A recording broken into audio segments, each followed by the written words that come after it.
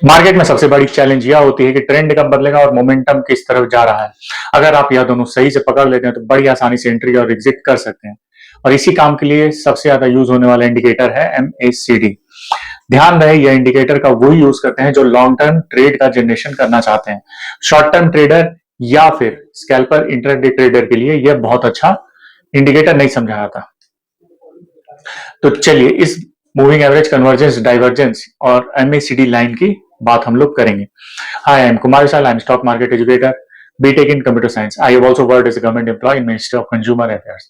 In this video, I'll explain one of the most and effective indicator, that is MACD for longer time frame. ध्यान रहे दोस्तों, MACD एक trend following और momentum indicator है। इसमें तीन पार्ट्स होते हैं। फास्ट MACD लाइन या दो मूविंग एवरेजेस के अंतर को दिखाती है। दूसरा स्लो MACD लाइन, जो MACD लाइन को, फास्ट MACD लाइन को स्मूथ करके ट्रेडिंग सिग्नल्स देती है। और तीसरा हिस्टोग्राम, जो बताता है कि मोमेंटम बढ़ रहा है या घट रहा है। यानी अगर प्राइस ऊपर जा रहा है लेकिन MACD लाइन नीचे जा रहा है तो यह ट्रेंड रिवर्सल का एक स्ट्रॉन्ग संकेत हो सकता है। MACD पावरफुल क्यों माना जाता है? यह आपको ट्रेंड और मोमेंटम दोनों समझने में हेल्प करता है, सबसे पहला। दूसरा पॉइंट, आपके एंट्री और एग्जिट का क्लियर सिग्नल देता है। तीसरा, डाइवर्जेंस के तौर पर बहुत अच्छे तरीके से हम लोग इसको यूज कर सकते हैं। यानी MACD के साथ आप सिर्फ मार्केट को फॉलो नहीं कर सकते, बल्कि मार्केट के पीछे की ताकत भी समझ सकते हैं। इस वीडियो में मैं आपको प्रैक्टिकली दिखाऊंगा MACD इंडिकेटर काम कैसे करता है, बाइंग और सेलिंग सिग्नल को सही तरीके से कैसे समझा जाता है, डाइवर्जेंस का यूज कैसे किया जाता है और ट्रेंड रिवर्सल को कैसे पकड़ा जाता है।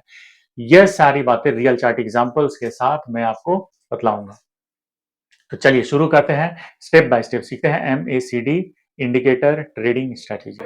हेलो दोस्तों, MACD के बारे में डिस्कशन को आगे बढ़ाते हैं। MACD ये एक नया इंडिकेटर है। इसका फुल फॉर्म होता है moving average convergence divergence.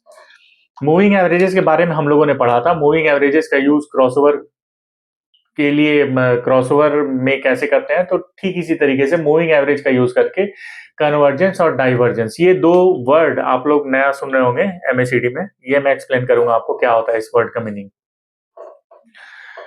Normal तौर पर देखा जाए तो कन्वर्जेंस का मतलब होता है कि कोई दो चीज आपस में आके मिलती है, और डाइवर्जेंस का मतलब होता है कोई दो चीज आपस अपने से बिछड़ती है। तो कन्वर्जेंस में क्या मिलता है, तो मूविंग एवरेजेस मिलते हैं।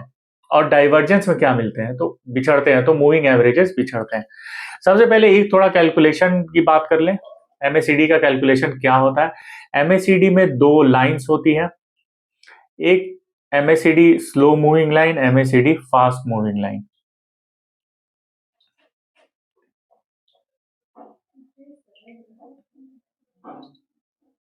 ओके, अब ये कैलकुलेशन के बारे में थोड़ा डिस्कशन करते हैं। MACD में कैलकुलेशन कैसे किया जाता है। सबसे पहले हम लोग 12 एक्सपोनेंशियल मूविंग एवरेजेस निकालते हैं। देन इसके बाद 26 एक्सपोनेंशियल मूविंग एवरेजेस निकालते हैं।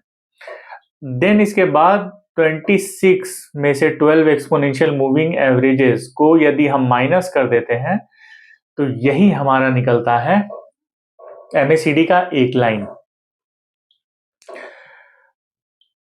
ये लाइन फास्ट मूविंग लाइन होता है, ये ध्यान रहे। इसी EMA का, इसी डिफरेंस के EMA का हम लोग 9 पीरियड निकालते हैं। 9, इसी डिफरेंस का 9 पीरियड EMA जब निकल जाता है, 9 EMA जब निकल जाता है तो यही हो जाता है फास्ट स्लो मूविंग लाइन। इसी को सिग्नल लाइन भी कहा जाता है। यदि आप सिग्नल लाइन कहना चाहते हैं तो कह सकते हैं। और यह है फास्ट मूविंग लाइन। इसी को MACD लाइन भी कहा जाता है। MACD लाइन आप बहुत जगह देखेंगे। नॉर्मली मैं बात करूं तो MACD फास्ट लाइन और MACD स्लो लाइन, ऐसे मैं बात करूंगा। तो अब MACD का यूज कैसे किया जाता है इस पर चलते हैं। कैलकुलेशन तो हम लोग समझ गए। सिग्नल लाइन एक है, स्लो मूविंग लाइन है, और एक फास्ट मूविंग लाइन है। ऑब्वियसली यदि मूविंग एवरेजेस है तो क्रॉसओवर की तरह हम लोग इसका बहुत अच्छे तरीके से यूज कर सकते हैं, जैसा हम लोगों ने मूविंग एवरेज में पढ़ा था प्रीवियस क्लासेस में। सबसे पहला यूज है क्रॉस ओवर की तरह। तो क्रॉस ओवर की तरह कैसे यूज किया जाएगा इसको? सबसे पहले यदि स्लो मूविंग लाइन के ऊपर फास्ट मूविंग लाइन क्रॉस कर चुका है, इसका मतलब मार्केट बुलिश है। यदि स्लो मूविंग लाइन के down side fast moving line cross कर चुका है, इसका मतलब मार्केट बियरिश है। ये एक नॉर्मल सिंपल क्रॉसओवर की तरह यूज कर सकते हैं, जो हम लोगों ने मूविंग एवरेजेस में भी देखा था। उसको और एक्सप्लेन किया जाए एमएससीडी को, ये तो नॉर्मल यूज हो गया एमएससीडी का, थोड़ा और एक्सप्लेन करते हैं। एमएससीडी में एक जीरो लाइन, उस पूरे फीचर में एक जीरो लाइन होता है, इसको आप न्यूट्रल लाइन भी कहते हैं, या इसी को डेटम प्लेन भी कहा जाता है। इस न्यूट्रल लाइन के ऊपर बुल का एरिया है, इस न्यूट्रल लाइन के नीचे बियर का एरिया है। अब मैं बोलूं, यदि हमारा क्रॉसओवर स्लो मूविंग लाइन से fast moving line upside cross कर चुका है, इसका मतलब हमें बुलिश होना था। लेकिन यदि कॉन्फ्लुएंस को यदि हम लोग ऐड करें तो और अच्छे तरीके से सिग्नल का जनरेशन होता है। जैसे बुल एरिया में यदि fast moving line upside cross कर चुका है स्लो मूविंग लाइन को, इसका मतलब मार्केट बुलिश है। यदि बियर एरिया में fast moving line downside cross किया है स्लो मूविंग लाइन को, इसका मतलब मार्केट बियरिश है। अब इस न्यूट्रल लाइन के भी क्रॉस ओवर को हम लोग बहुत अच्छे तरीके से यूज कर सकते हैं। जैसे न्यूट्रल लाइन के अपसाइड में यदि कोई क्रॉस ओवर रहे तो वो बुलिश ट्रीट होगा fast crossing slow moving line. यदि न्यूट्रल लाइन के डाउन साइड में क्रॉस ओवर रहे fast moving line crossing down slow moving line, तो वैसे कंडीशन में हम बियरिश रहेंगे। यह बात ध्यान रखेंगे। तो क्रॉसओवर दो तरीके से हम लोगों ने देखा। सबसे पहला न्यूट्रल लाइन का क्रॉसओवर, और दूसरा क्रॉसओवर है एमएससीडी स्लो लाइन और फास्ट लाइन का क्रॉसओवर। तीसरे तरीके से इसको यूज कैसे करेंगे, तो एक बहुत अच्छा तरीका है यूज करने का, इसको हम लोग आगे आने वाले बहुत सारे इंडिकेटर्स में भी यूज करेंगे, वो है डाइवर्जेंस।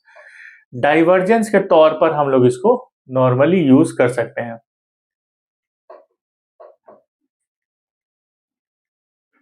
डाइवर्जेंस का मतलब होता है विरोधाभास। मतलब ये विरोधाभास किससे प्रकट करेगा, तो यह प्राइस से विरोधाभास प्रकट करता है। जैसे डाइवर्जेंस बोलते हैं हम लोग, मार्केट में यदि एमएससीडी अपसाइड मूव कर रहा है और मार्केट में प्राइस का मूवमेंट डाउन साइड है, मार्केट में प्राइस का मूवमेंट डाउन साइड है, वैसे कंडीशन में प्राइस बहुत स्ट्रांग होता हुआ नहीं दिख रहा है, इसे हम कहते हैं, प्राइस बहुत स्ट्रांग होता हुआ दिख रहा है, इसे हम कहते हैं पॉजिटिव डाइवर्जेंस।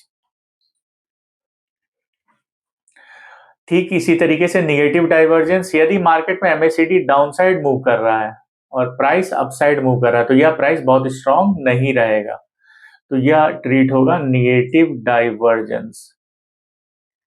क्योंकि यह मूविंग एवरेज है, डाइवर्जेंस या कन्वर्जेंस एमएससीडी में दोनों ही केस में हम लोग मूविंग एवरेजेस का यूज करते हैं। तो मूविंग एवरेज एक तरह से स्ट्रेंथ को भी इंडिकेट करता हुआ दिखता है। मतलब कैंडल के क्लोजिंग में 9 पीरियड क्लोजिंग में या 21 पीरियड क्लोजिंग में ट्रेंड किधर जाने का संभावना बना हुआ है, मतलब मार्केट में बुल ट्रेंड है या बियर ट्रेंड है, इसको भी डिनोट करता है। तो मार्केट में यदि प्राइस का मूवमेंट डाउनसाइड हो रहा है डाइवर्जेंस में और एमएससीडी अपसाइड मूव कर रहा है, इसका मतलब मार्केट में ये प्राइस को खींचने की कोशिश कर रहा है। हो सकता है कि ट्रेंड चेंज हो करंट सिनेरियो में, या ट्रेंड रिवर्सल भी हो सकता है।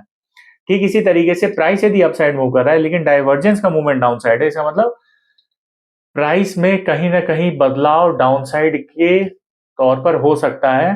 बियर एंट्री थोड़े टाइम फ्रेम टेम्पररी या ट्रेंड रिवर्सल के फॉर्म में हो सकता है। तो ये 3 तरीका था एमएससीडी यूज करने का। अब इस 3 तरीके का प्रैक्टिकल एप्लीकेशन कैसे किया जाएगा, ये सारी बातें हम लोग अगले क्लासेस में पढ़ेंगे। तब तक के लिए यदि वीडियो पसंद आए तो लाइक शेयर सब्सक्राइब करिए, बेल आइकन को प्रेस करना मत भूलिए। धन्यवाद, खुश रहिए, आनंदित रहिए।